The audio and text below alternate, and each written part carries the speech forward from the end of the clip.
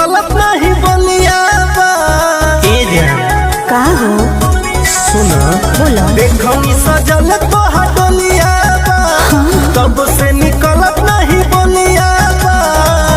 लागे हमारा निकली परन हो अब ना बचल हो जात बानी हो ससुरवा मोहुरवा